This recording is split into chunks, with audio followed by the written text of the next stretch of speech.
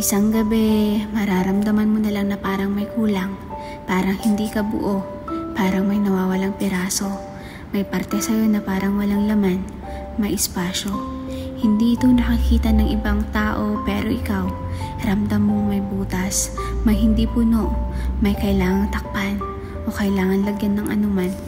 Kadalasan, sa katahimikan mo naririnig ang hanging labas-masok sa bahaging may awang. Sa katahimikan mo naririnig ang pagtagas ng tubig sa bahaging may puwang.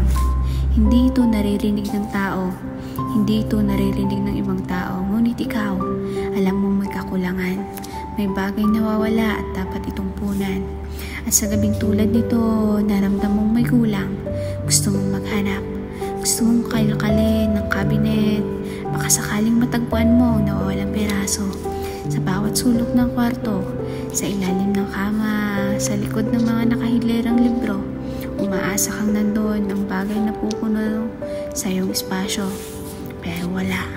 Hindi mo ito matatagpuan. Mapapagod ka lang sa kakaisip.